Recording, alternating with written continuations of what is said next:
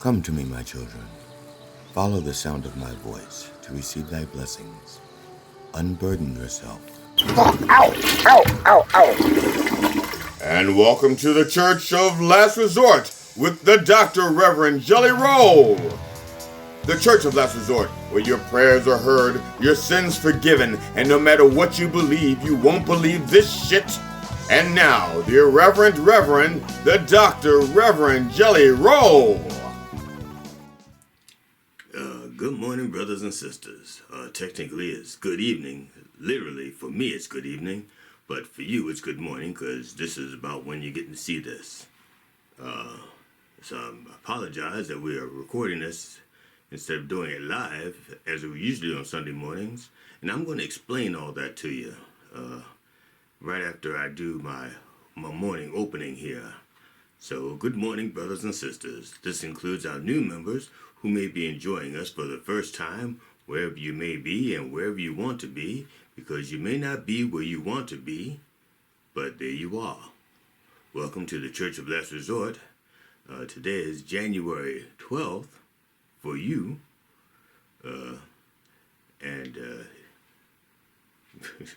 Sunday, January 12th for you. It's Saturday evening for me. If we just got back from a show. What's it called again? Judgmental. Yes, it was one of the shows that we probably advertised on one of the places that advertise shit.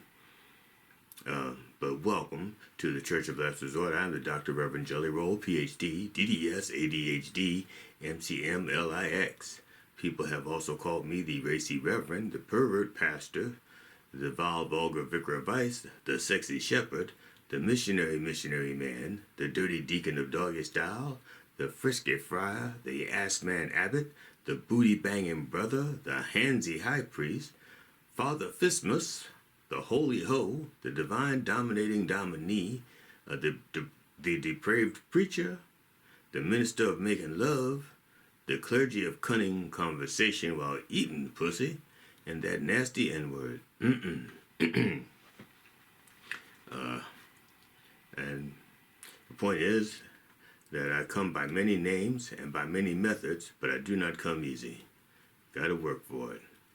So, brothers and sisters, let us begin in the name of George Carlin, Robin Williams, and Richard Pryor. Can I get a fuck? Yeah. Fuck yeah! Yes, indeed. Now, before my opening prayer, I'm going to explain something that I guess I should have explained previously. Usually we do this live, and we're going to go back to doing it live. But when we did it live before, we used a streaming service called StreamYard. And StreamYard, with very little notice, raised their prices by almost 10 times overnight. Literally overnight. It went from like $100 a month to $1,000 a month for the same service, not adding any bells and whistles. It's not like they say, well, we'll write your sermons, and that's why it's going to cost you $1,000 a month, or we will guarantee you an audience, and that's why it's going to cost you $1,000 a month, or we're going to feed your family of 4. That's why it's going to cost $1,000 a month. That's not what happened. What happened was they went, we're greedy fucks. That's why we're going to charge you $1,000 a month. Now, I guess that's fine if you're a big company and you're making lots of money doing these things. But if you're just a little church like me, you don't make any money. We're not making any money. If you check out how many streams you have to make money, and then you look at how many streams we have, you say, whoa, you're paying money. That's right. Mind Dog TV, the people who produce the shows, they're paying out the ass for this. They're not making any money in this. We don't have any sponsors. We tried to get sponsors, and that was the intention, was to have sponsors, but we don't, but that's okay. So, we went from StreamYard to a different streaming service called Streamlabs. And Streamlabs is so fucking difficult to use that we can't do 2 live shows, at once, so to speak. And Coffee with the Dog, we do live Monday through Friday, and there's no mechanism for us to change up and do the Sunday show, and all the bells and whistles that we use for the Sunday show, like the graphics or whatever, we have difficulty doing with the Streamlabs. It's very difficult. It's not an easy platform to use, and we're not recommending it. So as a result, we still want to have the people be fulfilled on Sunday mornings. So this is my compromise. I'm going to record it Sunday evening, or Saturday evening, and then upload it to YouTube, and then schedule it to run at 9 o'clock. So people who want to tune in at 9 can still see it at 9. Just know that I was here last night doing this. Like, technically, it's 11:30 p.m. on Saturday evening. See, I don't lie to you. I'm not going to lie to you. I may pull your leg once in a while. I may make a mistake. But it's not because I'm lying. It's because I make mistakes. So, now, I think I've covered all of that. And if I haven't, just ask. Now, you can email me or you can put it in the chat, and I'll try to read it and get it to you the next, next time we do this next week. But it's easier to just email me. See, because if you do in the chat room, I got to read all those fucking chat stuff. But if you have an actual question, just email me, and I'll have the email at the bottom of the thing. It'll be at the bottom. Right there at the bottom. We're scrolling along, or at least it'll be pictured right there in the corner, okay? So, it is time for our opening prayers. Now, if you or someone you know is in need of a prayer by the Dr. Reverend Jelly Roll, please send your request for prayer or healing, forgiveness, or any bullshit you got. Send it to us. You got a garden that you want blessed. Fine. Send me a picture of the garden. I'll lay my hands on a picture and bless your garden. If you got, doesn't matter what you're growing. But if it's eggplants, I'm going to feel weird putting my hands on them. But I will for a price. That's the point is, if you need a prayer, I'll get you a prayer. But when you send a prayer, send it to Dr. Reverend Jelly Roll at gmail.com. And that's DrRevJellyrole at gmail.com. Okay? Don't remember to do the E. Okay, you got to do the E.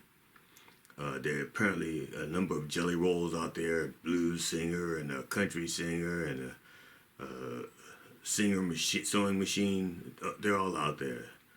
So put the E on there so that you know it's me. As we say in the rhyming business, you got the E, you know it's me. All right. So please remember to spell roll with an E. All right? Don't forget. Now for our disclaimer. While all prayers are heard, not all prayers are answered when we want them to be. Some loopholes and restrictions may apply. So please bow your heads unless you are driving your car or your significant other. And if that is the case, please close your eyes and just let Jesus do the driving for a while, while we pray. Let Jesus go, while we pray, all right? Okay. Dear Lord, please bless Sister Linda Lavin.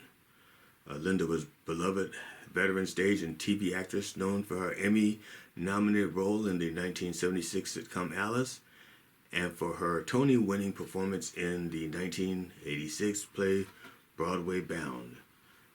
She died December 29th. She was 87. Well, kiss my grits.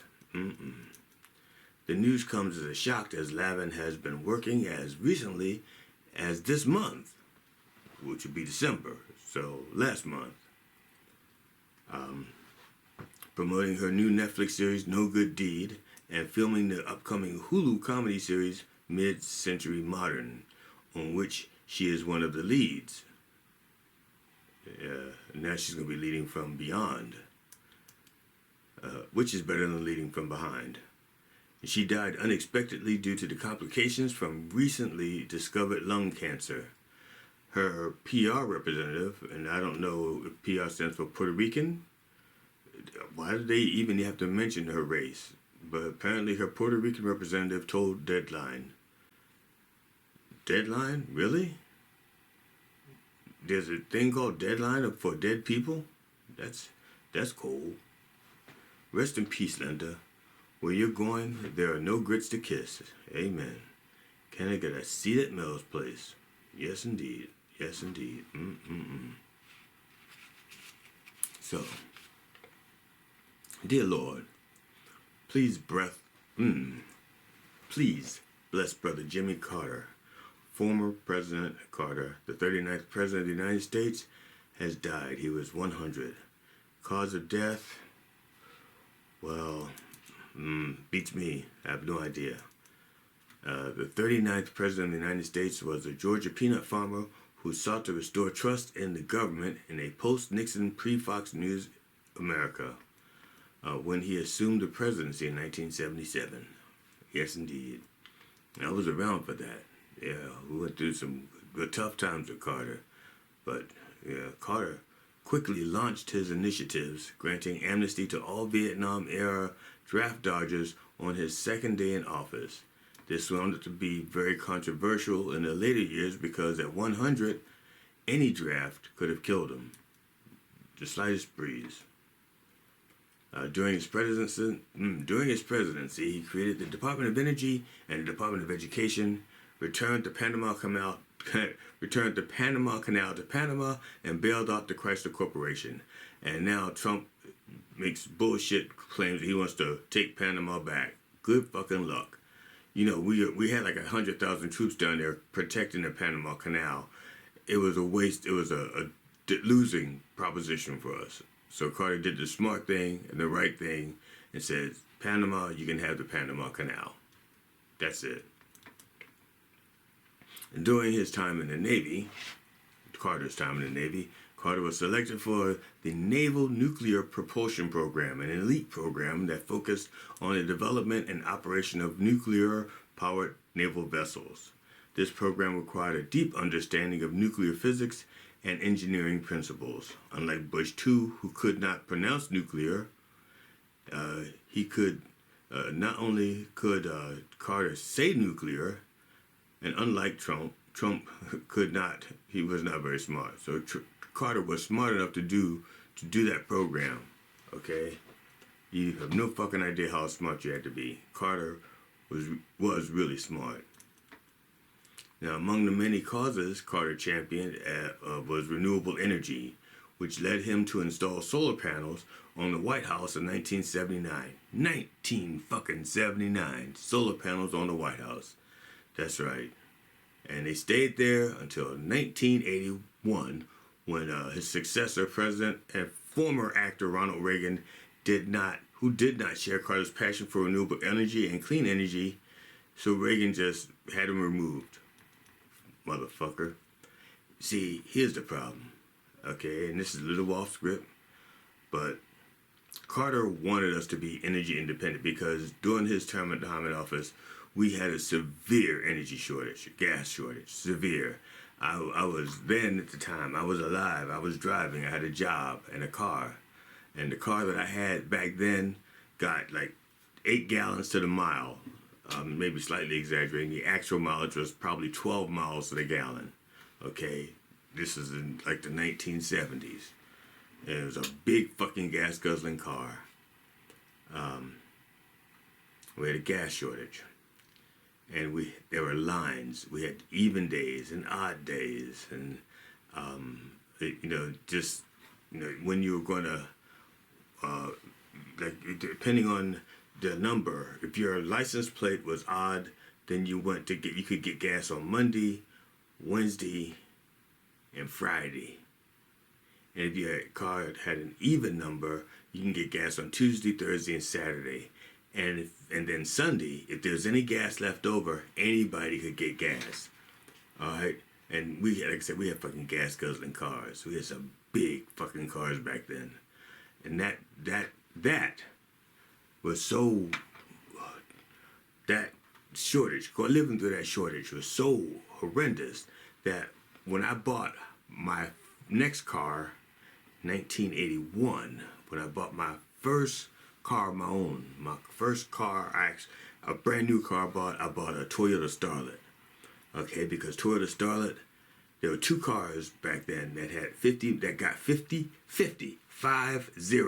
miles to the gallon. 50, 2 two cars, the Volkswagen Rabbit and the Toyota Starlet. Now, the Volkswagen Rabbit got to 50 miles an hour, 50 miles to the gallon, because they stripped the car down. They took all the seats out and had like a jockey driving the car downhill, so it got to 50 miles an hour, 50 miles to the gallon, and they could put that claim on it because the car did get it. Now, the Starlet could legitimately get 50 miles to the gallon. As a matter of fact, I actually got 55 miles to the gallon on a trip from Maine back to Maryland. And what I did was I actually smartly got behind a tractor trailer and drafted part of the way too. Like I said, that's how I got to 55. So Carter was ahead of his time. And if we had listened to him, we wouldn't have some of the problems we have now with the energy crisis and stuff like that. Because we'd have been beyond self-sufficient. You know, just think of anything, whatever you're doing right now, imagine that you started doing it 30 years earlier. How much better would you be at it? Plain and simple. That's how it is. If we had kept with solar power and electric cars back then in the 70s, we'd be so much better at it by now. We're playing catch up. We're playing catch up, and everybody else got mustard. Also, Carter's impact on the Middle East is felt to this day because Carter brokered a deal, a peace treaty between Egypt and Israel, which is respected to this day. Now imagine, okay, because back then Egypt pretty much spoke for the Muslim world. And every time some kind of hell broke loose in the Muslim world, Egypt and Israel wound up being at war, okay?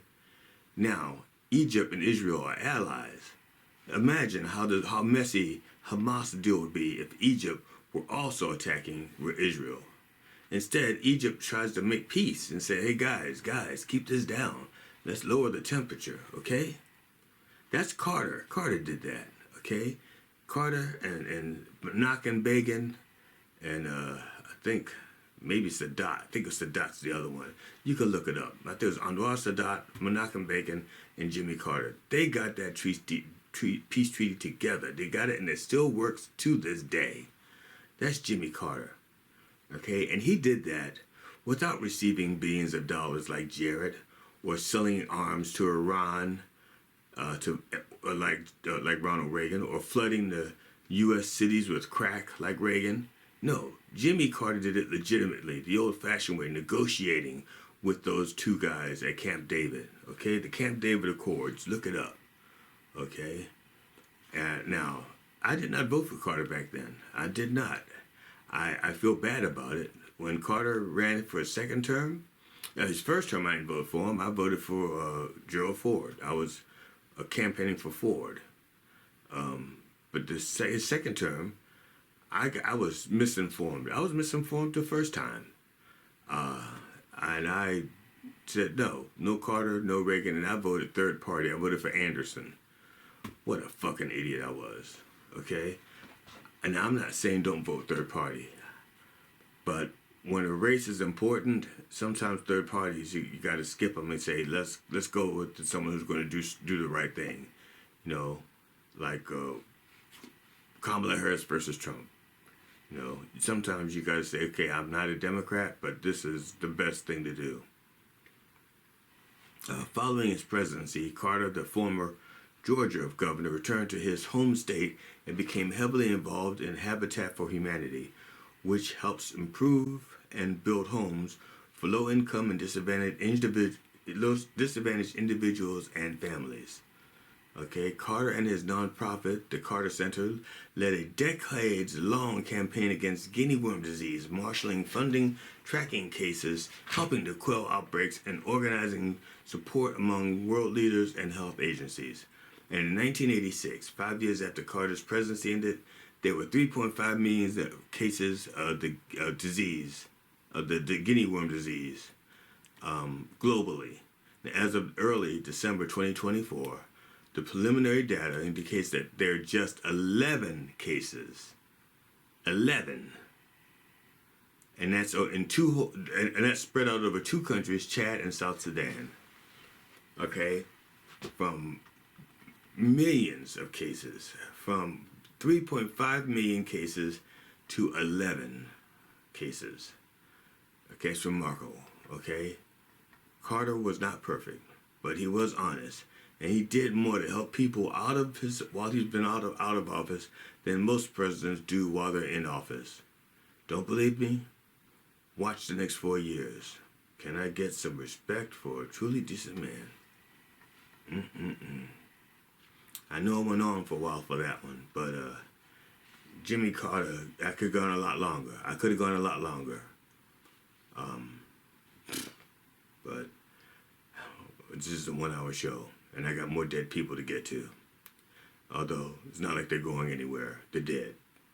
Dear Lord, please bless the 2 men from Oregon who went missing after going on a search for Sasquatch. That's right, they have been found dead. While the names of the 2 men have not been released, they have been identified as Dumb and Dumber. Their cause of death appears to be from exposure based on weather conditions and ill preparedness. And I'm thinking the exposure was the exposure to stupidity, and they're ill prepared to accept the fact that there is no Bigfoot. Okay? The men, both from Portland, were reported missing by a family member on Christmas Day and were set to return from searching for the legendary creature in eastern Skamania County on Christmas Eve, according to County Sheriff's Office. After a 3-day search involving more than 60 people, the bodies of both men, Dumb, 37, and Dumber, age 59, were found in Gifford Pinchot National Forest, located in the southwestern part of Washington State, okay, in a heavily wooded area, according to the Skamania County Sheriff's Office. Now, in Skamania County, harming Bigfoot, like as if you could, harming Bigfoot is punishable by a $1,000 fine and can include jail time, according to the county's Chamber of Commerce. Now, a law meant to protect the mysterious creature and to prevent hunters with large beards from accidentally getting shot, okay? That's the law. And that's what was done, to prevent people from hunting Bigfoot and protecting men with long beards, like ZZ Top. Now, to be honest, if I shot and killed a Bigfoot, okay, they don't exist. But if I did find one and shot it, I'm pretty sure I could get over $1 million for it, right off the bat. Now, if to get $1 million is going to cost me $1,000 and possible jail time, well, bye-bye Bigfoot, and bye-bye a few large bearded men. You wouldn't have to go too. We're talking $1 million here. Can I get a blurry video? Dear Lord, please bless Sister Tomiko Ituka. Tomiko Ituka was recognized as the world's oldest person by Guinness World Records. She has died at 116 years of age. The cause of death was not disclosed. Not undisclosed disease. They just didn't say. Like they're holding a secret back. Now, Tomiko Ituka died in a nursing home in the city of Ashia, Hyogo Prefecture, according to officials. She became the oldest person in the world after Spain's Maria Brañas Morera passed away in August 24th at age 117. And I covered that story. We did talk about that here. Quote, Ms. Ituka gave us courage and hope through her long life, close quote.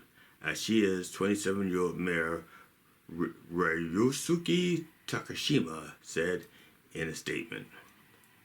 A Brazilian nun, Ina Canabaro Lucas, who was born 16 days after Ituka and is 116, is now believed to be the oldest person and listed as a person of interest in the mysterious death of Tomiko Ituka. Rest in peace, Tomiko. Your life, like your diaper, was full. Can I get a change? Dear Lord, please bless Brother Jim Short. Jim Short was a stand-up comedian who hosted a podcast with Margaret Cho, from 2013 to 2015, Jim Short has died, sorry. The 58-year-old's death was first reported by California's The Comedy and Magic Club via Instagram on Sunday, January 5th. The cause of death for Short has not been confirmed, although he did suffer from a stomach ailment. I don't know what that stomach ailment is. It could have been pernicious anemia. It could be gas. I don't know. Kimchi. So Short and Cho hosted the Monsters of Talk podcast for 3 years before ending the podcast after a short falling out. A short falling out. After a short falling out. Get it? Okay. Well, that's showbiz. Showbiz. Oh, fuck it. That was funny. You know something? You people, you gotta bug up your ass. Get the bug out your ass. Alright? Besides that, I just moved, with Jim's death, rest in peace, Jim. Rest in peace. I just moved up one more spot in the comedy hierarchy. Even if you didn't like that last joke, I still move up. Doesn't matter if you like it or not, I moved up one more spot. Can I get some of Jim's work, though? Yes, indeed. Dear Lord, please bless brother Jeff Baena.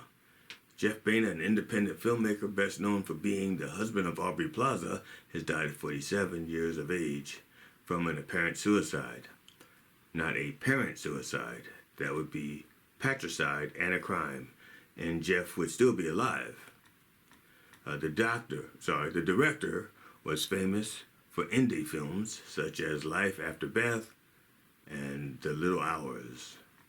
He was also known for projects including Joshi in 2016, Horse Girl 2020, Spin Me Round 2022, and for co-writing I Heart Huckabees 2004.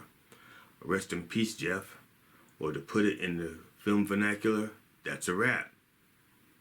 Can I get a premiere?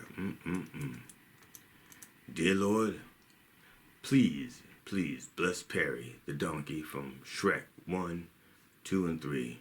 All the Shrek movies.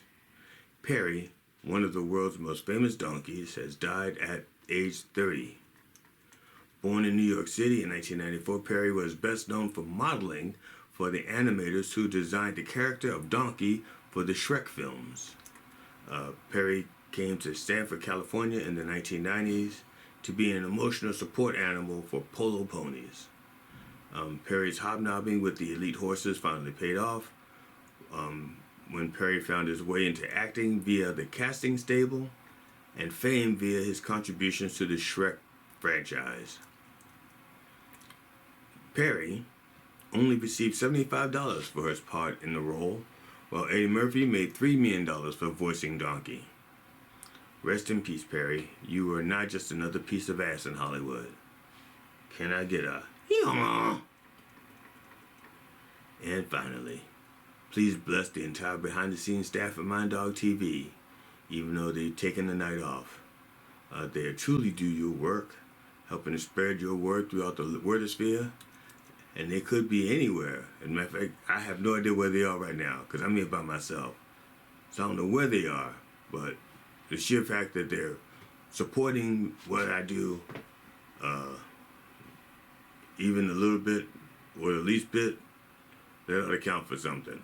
So check out, support Mind Dog TV, support your local mercenaries, buy some goods, some shirts, some cups, some mugs, some stuff like that. Yeah. Now, let's have a little bump for the Lord. A little bump for the Lord, thank you. Oh, that's some strong shit. Ooh, Lord. So, in the name of George Carlin, Robin Williams, and Richard Pryor, can I get a fuck? Yeah. Fuck yeah! Thank you. Now, we're going to start our sermon right after this commercial. Attention comedians, musicians, songwriters, filmmakers, authors, and podcasters. Coffee with the Dog is booking for the winter and spring now.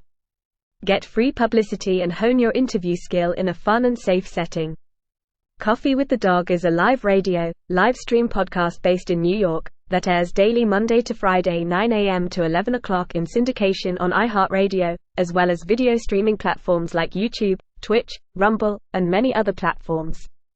Guests usually come on remotely via StreamYard, like Zoom but easier, although occasionally we do in-studio interviews.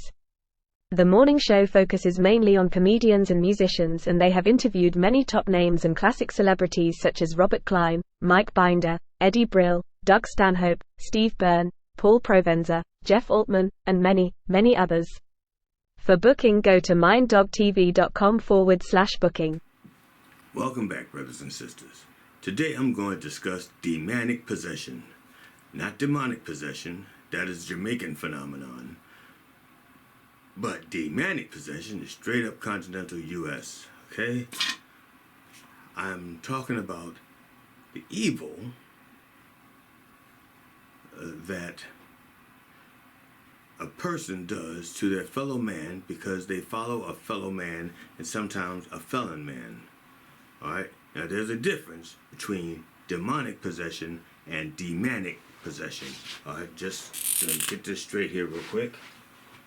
Demonic, okay, which is basically Jamaican, because demonic and demonic, alright, is pretty much related, except for in Jamaica they say man, and here we say man.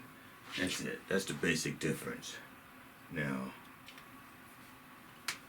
demonic possession is prevalent in the Bible. I mean, people know about demonic possession because it's all in the Bible. Okay, and that's basically involves evil spirits or demons taking over the willing or unwillingly taking over the another person's they complete or direct control over a person's thoughts and actions. That's it, okay? So, in the Bible, demonic possession is when an evil spirit or demon has complete or direct control over a person's thoughts and actions, all right?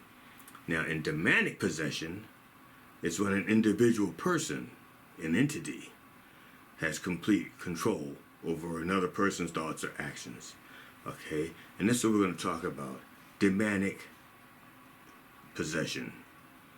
Okay? The kind of evil that comes from deep inside you. Too deep for Brand to help.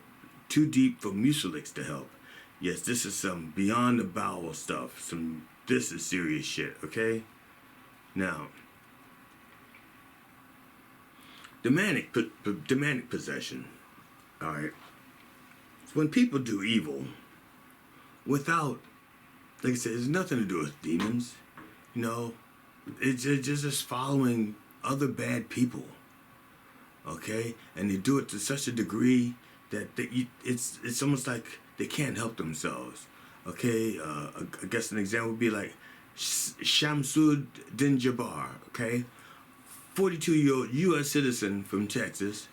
All right, sorry, Fox News, to disappoint you. He was a citizen, and he was from Texas, all right? He drove a pickup into a crowd of revelers on Bourbon Street in New Orleans, French Quarter, and at least 14 people were killed before he would die in a shootout. Okay, and dozens of others were injured in the attack. The back of the truck had a black ISIS flag was flying from the truck's rear bumper, and despite the fact that Trump says, "I killed ISIS, I destroyed ISIS," no, see. He likes to take claim. He likes to take credit for shit he never did, and all the people that follow him, you know, they're also subjected to demonic possession. You know,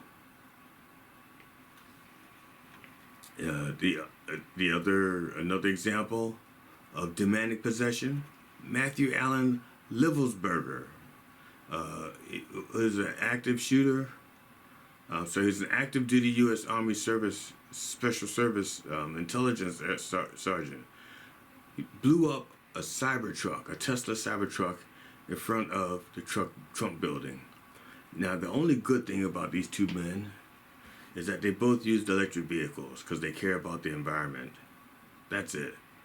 They care about the environment more than they care about the people. So they use electric vehicles.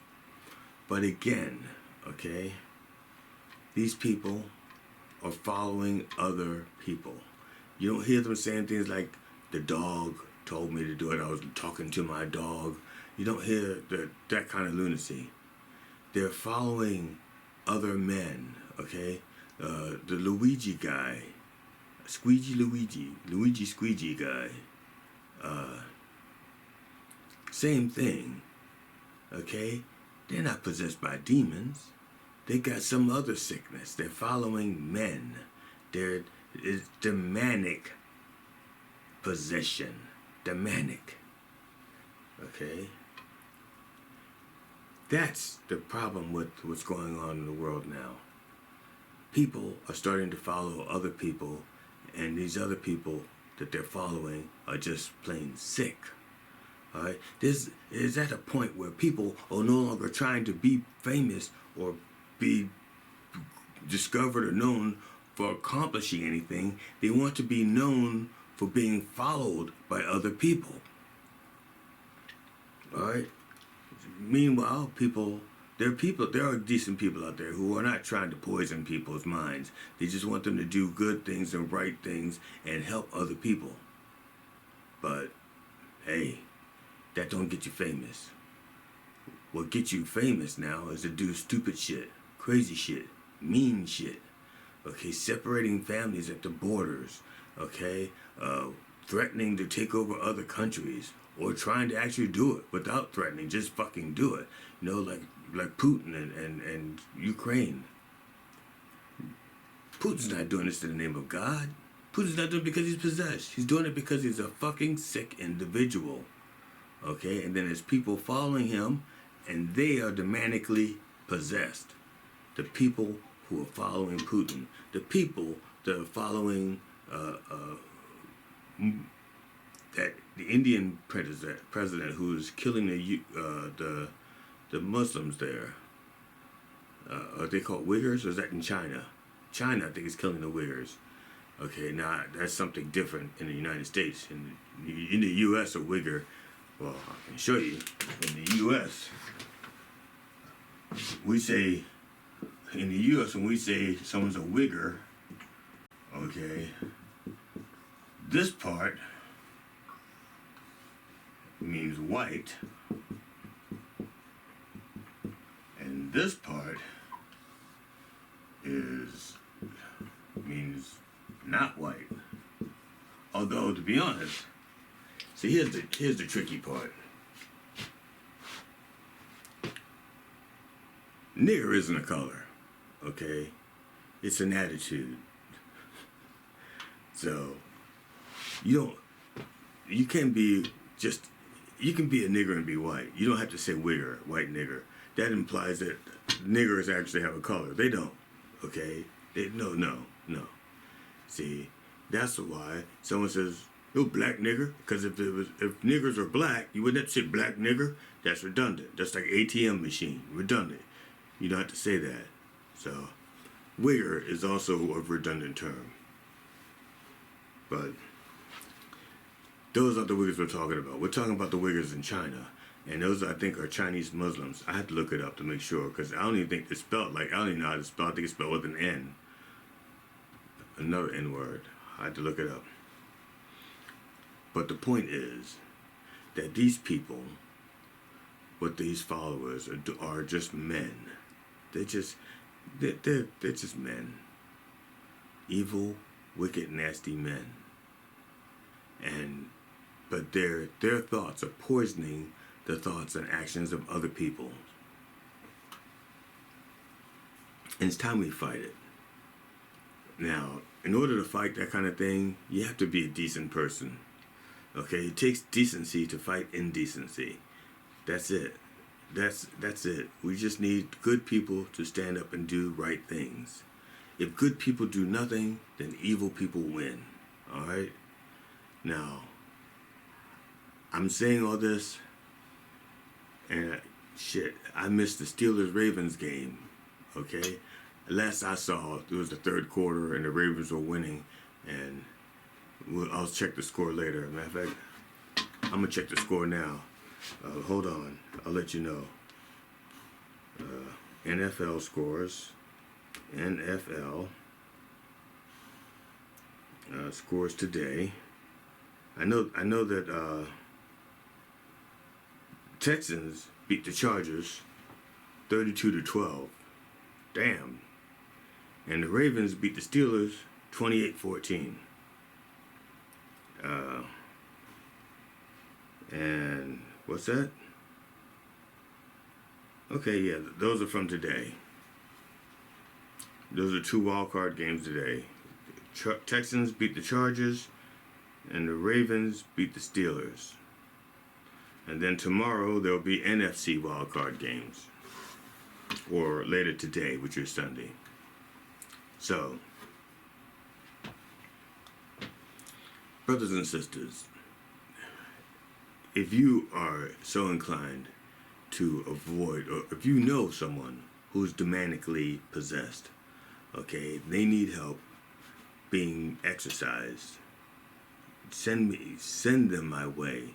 You know, send their name, a picture, and who the person that's demonically possessing them, and we will exorcise that, the damning demand out of them. Okay, so please do that for them and for us. All right. Now, before I close, we're going to play a brief commercial to promote a show coming up on the 24th. G.D. Fenderson, Stephen Ortiz, Ron Kane, and Tony Walker at the Giggle Room at the Governor's Comedy Club in New York and Levittown. One of my friends says, "Aren't you concerned that your wife is going to Europe by herself?" I'm like, "No." He says, "Don't you think she might cheat on you?" "No." And she does. That's her business. That's her vagina. She does what she wants with it. She's been taking care of it before she met me. She knows what's good for it. Don't take care of it. I said, "I'm not worried." Besides that, if I have to worry about what my wife is doing in Europe, then I'm in the wrong relationship. You know, my wife, and besides, she knows how to say no in several languages.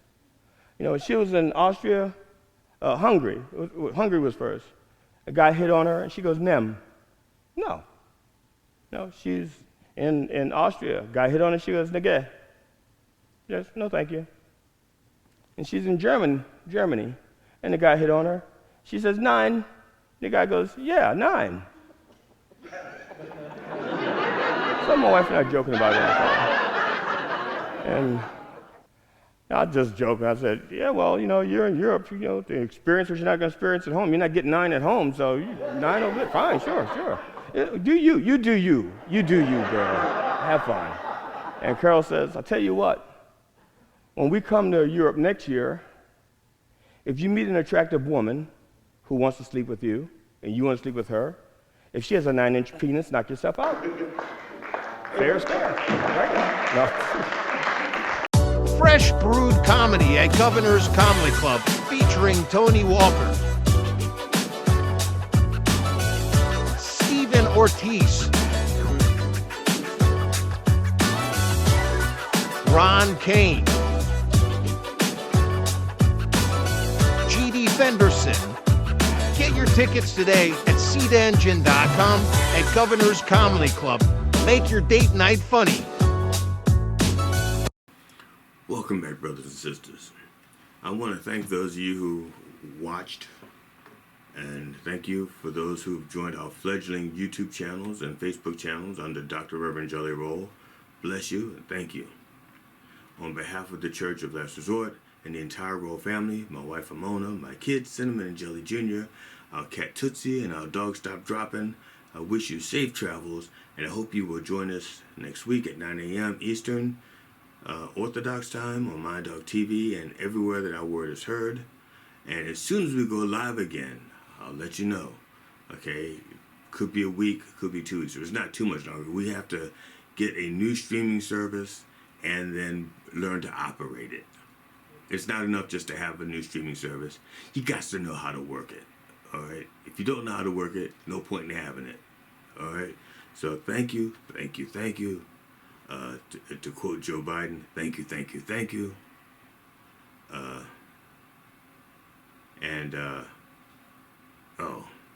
In the name, sorry. In the name of George Carlin, Robin Williams, and Richard Pryor, can I get a fuck? Yeah. Fuck yeah! Amen. The Church of Last Resort will return next Sunday at 9 a.m. Eastern Orthodox Time. Until then, we're only 7 days or an email away. Dr. Reverend Jelly Roll at gmail.com. Please come back and bring a friend and your request for prayers and blessings. Can I get a fuck yeah? Fuck yeah! Fuck yeah!